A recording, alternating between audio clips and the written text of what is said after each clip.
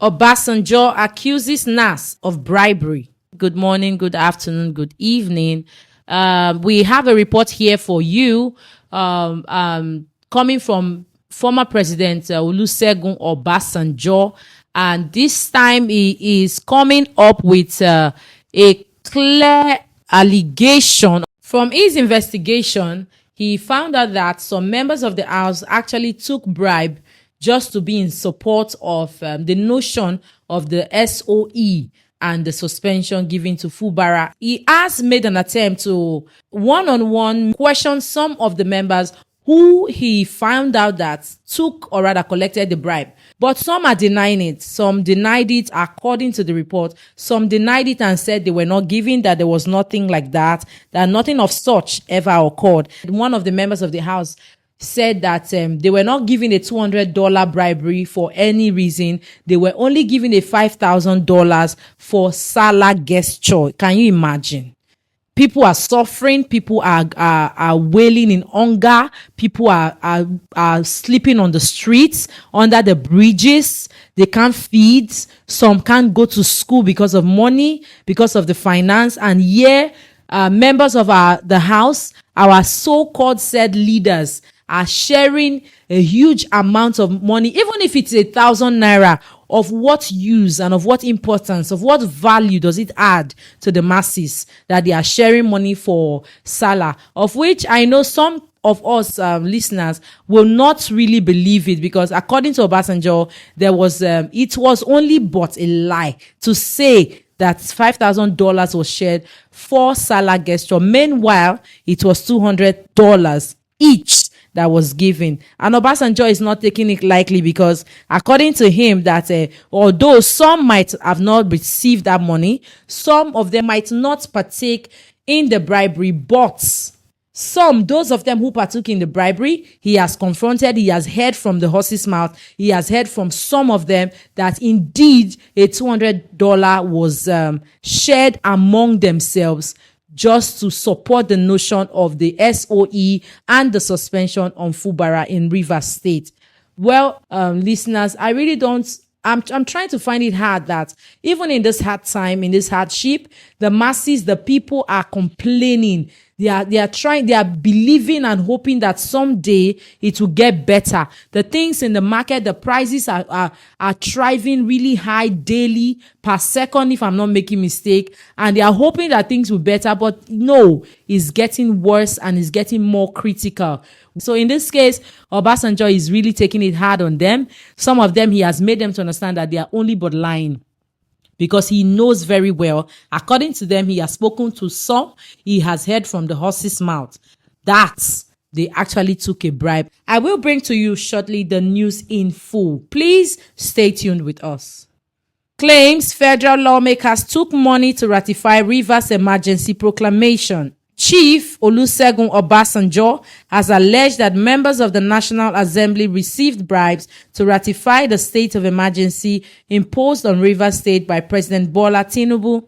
In a video clip seen by Daily Sun, Obasanjo was seen in a conversation with outspoken House of Representatives member Ikenga Ugochinyere, who denied reports that federal lawmakers were paid $200 each to support the emergency rule. Nobody gave anyone $200. This is just what I want to correct. However, the former president insisted that he had direct knowledge of the payment. You can say anything. I heard it from the horse's mouth. You can deny it. That is all right. But I heard it from those who got it and told me that they got it. If you didn't get it, then maybe your case is different. Don't tell me what I know. Most of your members who got it told me that they got it. This allegation follows an earlier denial by the chairman of the House Committee on Federal Capital Territory, FCT, Mokhtar Batera, who dismissed claims that cash payments were made to lawmakers to secure support for the emergency declaration. Investigative journalist Jaffa alleged on X that Betara clarified the $5,000 given to each committee member was a Salah gesture and not a bribe. The chairman of the House Committee on FCT, Mokhtar Betara, has clarified to me that he only shared $5,000 to each member of his committee as a Salah gesture, not an inducement to support emergency rule in Rivers State, Jaffa wrote. Meanwhile, Obasanjo has said democracy is dying in Africa because it has become a system of government by a small number of people over a large population who are deprived of their needs. He spoke at a colloquium to mark the 60th birthday of former Imo State Governor Emeka Ihedioha in Abuja yesterday. The former president stated that democracy, which is expected to deliver services to all the people and not a section, is failing in Africa because it is not Africa in context and content.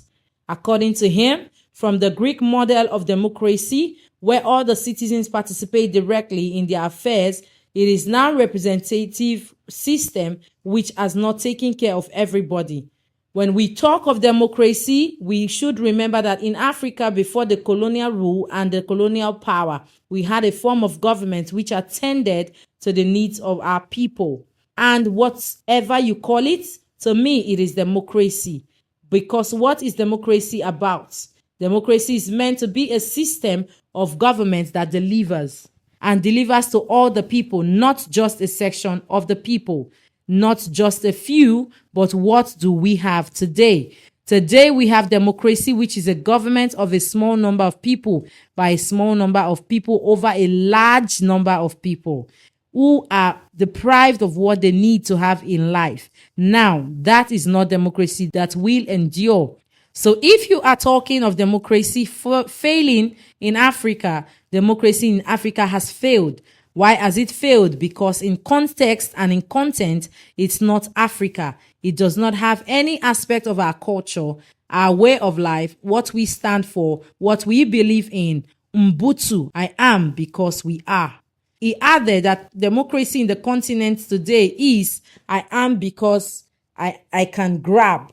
What sort of democracy brings you and you grab everything and then illegally, corruptly, and you say, go to court when you know that even in the court, you cannot get justice? So if democracy is failing, democracy is dying. And if we are going to make democracy not to die, we have to look at democracy in the context and in the content of Africa. I hope that we will get to that stage so that democracy which will deliver will be the democracy that we will have in Africa. Thank you, viewers, for staying with us. If this is your first time, please click on the subscribe button, click on the like and share. Do not forget to give your girl a thumbs up and click on the notification bell. God bless you.